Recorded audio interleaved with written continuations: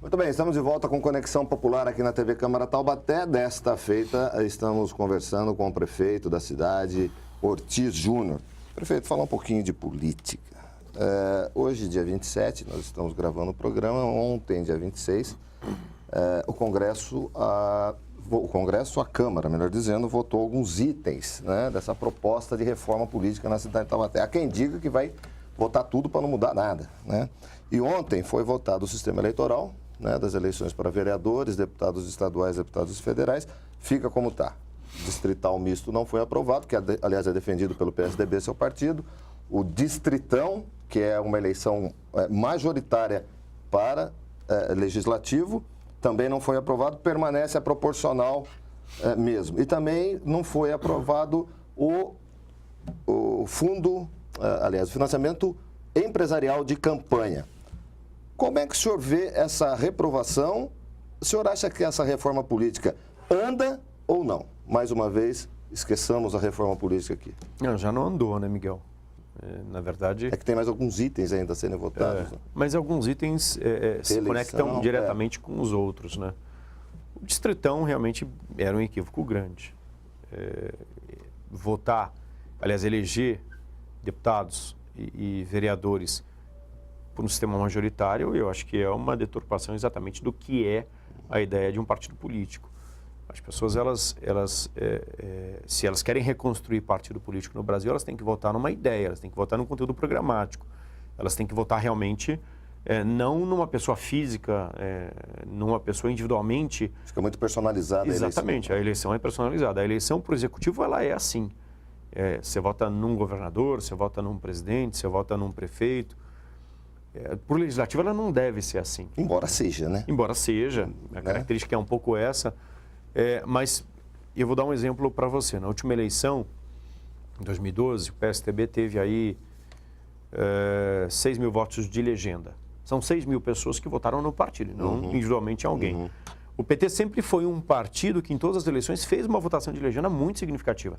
Tanto é que os deputados eleitos pelo partido, normalmente federais e estaduais, eram eleitos com uma votação mediana. Não eram deputados que estouravam com uma votação muito grande, mas se elegiam aí de forma intermediária, uma bancada grande, mas sempre com uma votação intermediária. Por quê? Porque o voto de legenda sempre foi muito grande. Há outros partidos com essa característica. Nós temos aí o PSOL com voto de legenda, o PCdoB com voto de legenda. Isso vai se perder. Quer dizer, as pessoas que ainda acreditam que há um conteúdo programático e se realmente a intenção é fortalecimento de partido, o distritão não é o caminho. Então, a Câmara não pode, a pretexto de uma reforma política, propor o fortalecimento de partido e votar e aprovar o distritão. É um contrassenso. O distrital misto é um sistema justo. Aí sim você tem um sistema de justiça. Você tem listas pré-ordenadas de candidatos, como é hoje. Né? Você aprova em convenção partidária uma lista pré-ordenada e você tem candidatos que disputam pelo distrito eleitoral. Então, vamos imaginar o Vale do Paraíba como um grande distrito eleitoral. Os deputados federais e estaduais eleitos mais votados no Vale do Paraíba, no distrito eleitoral do Vale do Paraíba, seriam os representantes. E havia também a possibilidade de candidatos que pudessem disputar a eleição no âmbito do estado todo ou numa eleição municipal no âmbito de todo o município.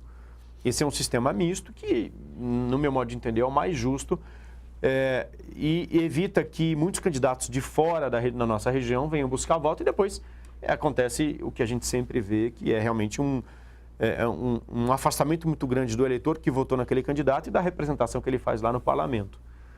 Porque ele não consegue depois encontrar esse deputado porque ele é de outra região e representa outra região. Então, mas também foi rejeitado.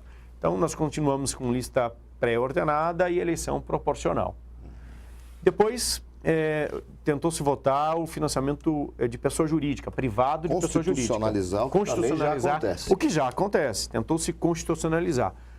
Não foi possível constitucionalizá-lo, ou seja, colocá-lo na Constituição. Eu também isso não sei como é que fica agora, porque não foi para a Constituição, mas a legislação prevê. Há uma ação no Supremo Tribunal Federal. 6-1. 6-1 proibindo o financiamento privado de pessoa jurídica, é importante. Não é o financiamento privado em definitivo. Também o governo federal não tem o recurso para fazer o financiamento público, para instaurar o financiamento público na eleição do ano que vem. Que o PT defende financiamento público puro. Puro. Seria aí R$ 1 bilhão e meio de reais para a campanha no país. Aí é aquilo que a gente estava discutindo aqui antes da entrevista. O cidadão ele foi à rua para fazer manifestação porque o governo federal não consegue ofertar hospital, não consegue ofertar leito, não consegue ofertar educação de qualidade, segurança pública é uma lástima. Ele vai querer pagar a campanha ainda? Quer dizer, 1 bilhão e meio. Em momentos de ajuste fiscal. Em momentos de ajuste fiscal. De aperto de cinto. Mas então, há um conjunto de ainda discussões que têm de ser travadas aí na próxima semana. E veja bem, nós estamos discutindo regra eleitoral em junho, para que em outubro essas regras estejam em vigor para a eleição do ano que vem. Ou seja, é um sistema de instabilidade total. A gente não sabe o que vai passar, o que não vai passar. A gente não sabe se as regras vão mudar de fato, se tem reeleição, se não tem reeleição, se o mandato vai ser estendido, se não vai. Quer dizer, é uma coisa típica de uma unificação das eleições, eu acho que até é salutar. Diminui o custo diminui muito. Muito, mas muito, né? muito. De 2 em 2 anos, realmente é um exagero de eleições. O senhor concorda em prorrogar esse mandato em vigência ou faça um tampão e a partir da próxima eleição começa a cumprir 5 anos? Eu acho que o mandato tem que ser mais longo e tem que acabar a reeleição, isso eu não tenho dúvida. Eu sempre disse isso. Acho que 4 anos para você consolidar, principalmente no meu caso, que enfrentei um desajuste financeiro muito grande na prefeitura. Levei 1 ano e meio para arrumar a prefeitura. E tem um plano de governo que tem que ser concluído, tem que ser colocado em prática. A população espera isso, tem anseio por isso. Então, acho que 5 anos seria talvez o ideal para um mandato. Mas também entendo que a reeleição, principalmente no âmbito federal, é um dos grandes problemas do país. Acho que, em razão disso, isso deve ser discutido. Mas prorroga-se esse mandato para poder unificar na sua opinião? Eu não sei o que vai acontecer, honestamente. É difícil entender um pouco o que é que o parlamento pensa. São 513 deputados e 81 senadores. Cada um pensa de uma forma, né? Cada um pensa... Como agora, na semana passada, declarou um deputado da Bahia, cada um pensa na própria sobrevivência lá dentro da Câmara. Então, quando as pessoas pensam na própria sobrevivência, elas deixam de pensar no coletivo, no melhor para o país. Eu quero falar mais de política, Luiz, pode falar. É absurdo esse negócio de prorrogar mandato, mudar a regra do jogo no meio do jogo, né? Faz-se um mandato de 2 anos, 6 anos, mas mudar, ampliar um... Mandato de 2 anos é pior ainda. Pior ainda, uma decisão do eleitor que foi para 4 anos, eu acho um absurdo esse tipo de coisa. Prefeito, o seu programa, eu falei na época que a partir do seu programa de campanha de 2012, vai ser estudado no futuro que foi antes e depois de Ortiz Júnior. Quer dizer, o nível de campanha sua foi um negócio extraordinário, foi coisa de marqueteiro de candidato a governador mesmo, né? Se eu não me engano, o seu marqueteiro participou agora da campanha do Aécio. Compôs a equipe. Compôs a equipe agora do Aécio, candidato a presidente. Olha só o nível. Mas tem algumas promessas, alguns programas que o senhor fez. Compromisso, eu não fiz promessa. Compromisso que o senhor fez. O compromisso que o senhor fez e me parece que está meio esquecido. Me diga qual é. O Bolsa para estudar de medicina para aqueles que trabalham na rede pública. Como é que está esse programa? Não foi esquecido. Eu enviei em 2013, foi uma das primeiras ações de mandato. Eu idealizei um projeto de lei para alterar o sistema municipal de bolsa de estudo. Enviei exatamente o projeto como eu tinha imaginado, como eu disse que eu faria na campanha eleitoral. Enviei para a Câmara resolveu emendar o projeto e aprovou um sistema diferente daquilo que eu propus. O que é que eu propunha na ocasião? Daria a bolsa de estudo para o estudante de medicina, odontologia, da área de saúde de modo geral. E enquanto ele estudava, ele trabalhava na prefeitura como contrapartida e depois de formado, obviamente, ele devolveria o serviço à prefeitura. A Câmara Municipal aprovou o projeto de lei estabelecendo que ele pode pagar a bolsa de estudo depois em recurso financeiro. Ele pode optar pelo pagamento em recurso financeiro e ele só presta serviço à prefeitura depois de formado. Então, ficou estabelecido assim. Espero que esses bolsistas todos, principalmente da área de saúde, assim que formados, realmente eles se sensibilizem da necessidade de devolver ao cidadão a bolsa que foi paga. Sensibiliza ou ele vai ser obrigatório? Não é obrigatório. Não, a legislação municipal ela não estabeleceu a obrigatoriedade. Nem quanto a ressarcir o dinheiro? Ressarcir sim, no caso de bolsa financiamento. Bolsa custeio, não. No caso de a bolsa social, aquela em que não há obrigação de ressarcimento, a Câmara retirou essa obrigatoriedade depois de prestar o serviço. Então, na verdade, não formou ainda o médico ou o dentista? Não formou. Para que possa entrar em prática o seu compromisso. Então, mas isso é política pública? Isso veio a ser uma política pública? Porque o seu mandato acaba em 2016. Eles podem se formar em 2017 e o prefeito que entrar, caso não seja o senhor mesmo. Mas o Miguel, eu não faço política pública para mim. Não, então, mas isso é uma política pública que o próximo governante tem que continuar. Ele tem que continuar e mais. Eu acho que qualquer governante, qualquer gestor público tem que se sensibilizar e compreender que quando o cidadão paga uma bolsa do seu imposto, do meu imposto, para que alguém possa estudar, principalmente num curso caro de medicina ou odontologia, ele depois devolve um pouco desse trabalho ao cidadão. Eu enviei essa proposta à Câmara Municipal, a Câmara emendou, entendeu que não era desse jeito que deveria ser, e a lei está em vigor. Agora, o que eu fiz? Bom, muito bem. Então, eu não tenho a condição de ter o aluno estudante de medicina, estudante de odontologia, estudante de enfermagem, estudante de psicologia, trabalhando na rede enquanto eu pago a faculdade para ele.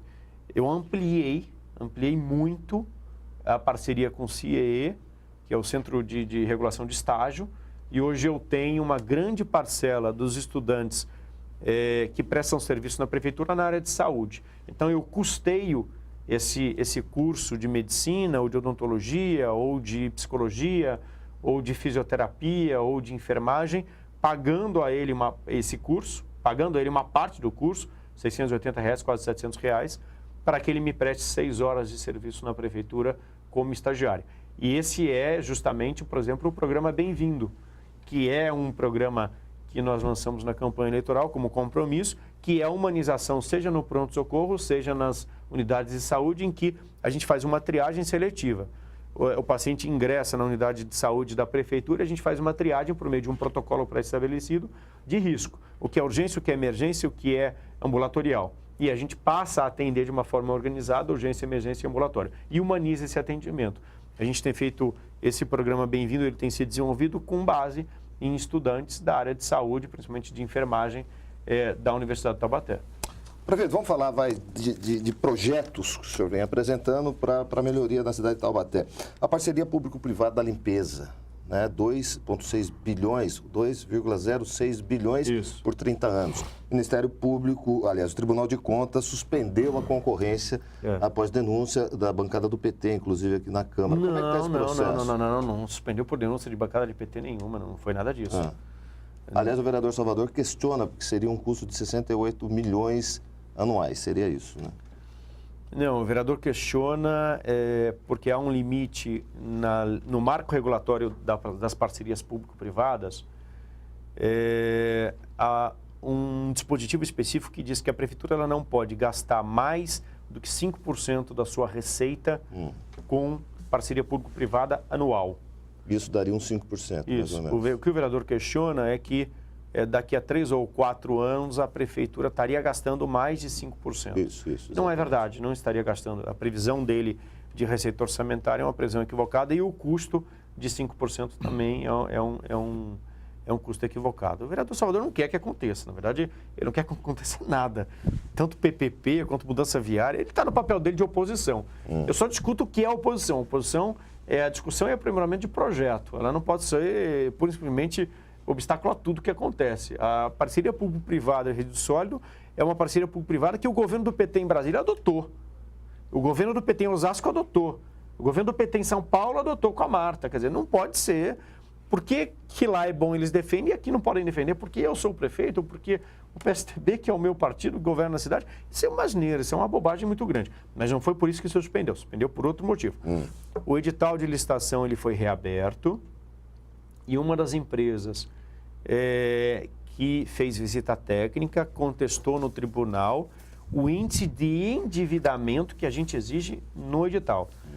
O Tribunal de Contas do Estado, por meio de uma súmula, prevê que, aliás, a Lei 8666 também prevê isso, que os índices de endividamento da empresa que vai ser contratada podem girar, podem fazer parte da exigência da prefeitura no edital entre 0,3% a 0,5, o índice de endividamento.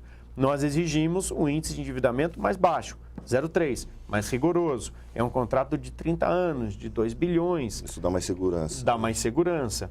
Uma das empresas que não tem índice de endividamento de 0,3 tem índice de 0,5, que participou recentemente de algumas licitações em Ribeirão Preto, mas licitação para coleta e varrição, não é uma PPP. Indagou o tribunal, pediu a suspensão temporária do edital de PPP até que o tribunal decida se a gente pode manter o 0,3 ou se passa a 0,5. A suspensão foi por isso. Não foi denúncia, não foi...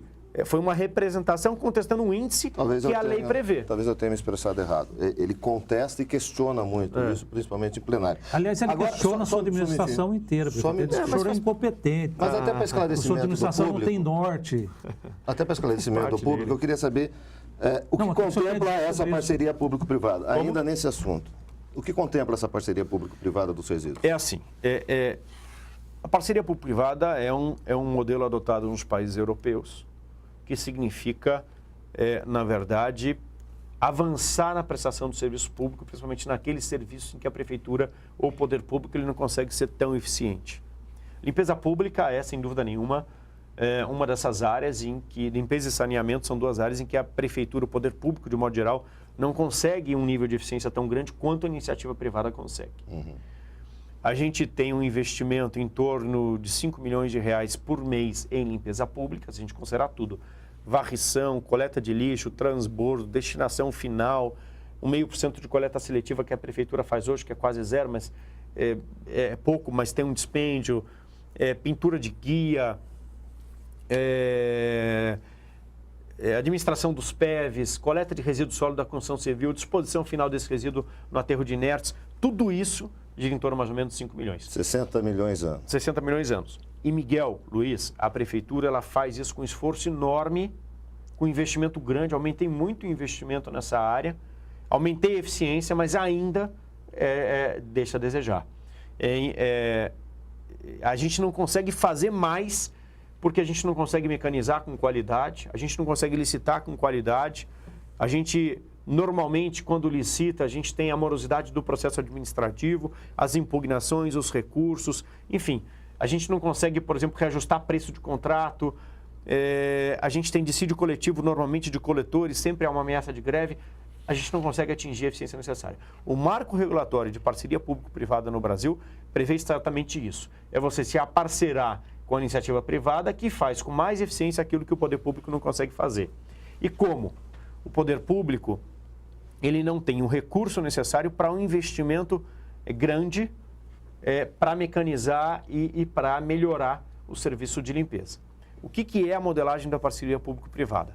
É você, em 30 anos, você pagar o investimento feito nos primeiros 3 anos de contrato de 270 milhões de reais para melhorar a limpeza. Significa sair de 0,5% de coleta seletiva do que aquilo que é reciclável ou reutilizável para 100% daquilo que é reutilizável ou reciclável. Significa reutilizar ou reciclar 80% de todo resíduo gerado doméstico. Significa reciclar 100% de todo o resíduo da construção civil que é gerado. Significa gerar energia para abastecimento, por exemplo, da iluminação pública a partir do resíduo orgânico coletado. Significa a eficiência na varrição, na limpeza, na raspagem de calçadas, na manutenção de bocas de lobo, na manutenção e limpeza dos córregos, na manutenção e limpeza de calçadas. Significa, na verdade, você sair de uma situação em que você tem vários serviços na Secretaria de Serviços Públicos e contratar um único consórcio para realizar tudo. E com um aspecto interessante. A empresa investe 270 milhões de reais nos primeiros 3 anos, leva 12 anos para pagar esse custo e a partir só do 12º ano ela passa a obter lucro. Um segundo detalhe importante, a gente gasta 5 milhões. Com a PPP, nós vamos gastar um pouquinho menos do que 5 milhões por mês. Ou seja, a gente vai fazer com mais eficiência, gastando menos do que a gente gasta hoje. E não vai se preocupar com o sucateamento da frota. Além disso, sucateamento de frota, eficiência, problema de concurso público, nenhuma dessas preocupações vai estar no rol de atribuições da Prefeitura fiscalizando a PPP. E ainda há um conceito moderno, interessante, que é a PPP, que é arrojado, a modelagem legal é arrojada, que é o seguinte: eu não tenho que estar fiscalizando mais se, por exemplo, o consórcio vencedor da PPP fez 50, 100 ou 1.000 metros de limpeza. Se fez, por exemplo, a coleta de 300 toneladas dia. Essa não é a preocupação da prefeitura. A preocupação da prefeitura é se a cidade está limpa. Eu só pago se a cidade está limpa. Se a cidade não está limpa, eu não pago.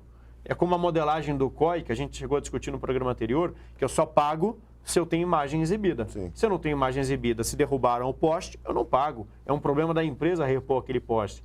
É um problema da empresa, uma pane no software. É um problema da empresa, é um problema no hardware.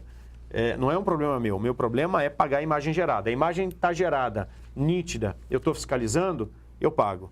É a mesma coisa da modelagem da PPP. A cidade está limpa, eu pago. A cidade não está limpa, a gente tem critérios de redução no contrato em que a gente vai reduzindo os valores em decorrência de ocorrências de não conformidade contratual que a gente vai apurando. É uma modelagem interessante, moderna, arrojada. Nenhum município médio consegue fazer hoje limpeza ou saneamento com eficiência sem se aparcerar, sem iniciativa privada, sem a modelagem da PPP.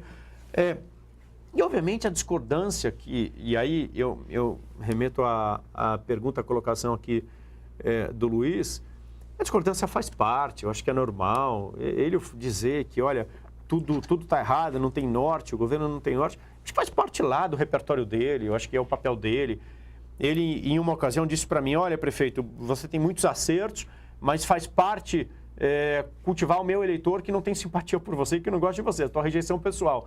E esses são os meus eleitores, então eu vou falar para eles. Falei: ótimo, fala para eles, faz parte da democracia. Luiz, não tem sistema democrático que pare de pé sem oposição. A oposição é fundamental para a manutenção do sistema democrático, é fundamental. Ótimo, ele tá alegando no tribunal que a gente vai exceder os 5%. Vamos argumentar no tribunal. Não tem problema nenhum em argumentar. Aliás, todas as vezes que eu sou chamado para argumentar, sustentar meu ponto de vista, sustentar meus argumentos, eu não fujo do debate, não fujo... eu só acho que eu tenho que ter coerência. As pessoas têm que ter coerência quando criticam. Mesmo quando tem lá um olhar para a eleição do ano que vem, tem que ter coerência. Eleição tem um momento certo para acontecer. Governo, cidade, prioridade, aquilo que o cidadão espera da prefeitura, da prestação de serviço público, tem que estar separado desse momento. Muito bem, vamos a um rápido intervalo. Na sequência, nós voltamos a falar, a conversar com o prefeito de Taubaté, Ortiz Júnior. A eleição aqui em Taubaté está demonstrando que as peças no tabuleiro de xadrez já começaram a se movimentar. Vamos falar daqui a pouquinho sobre isso. Até já.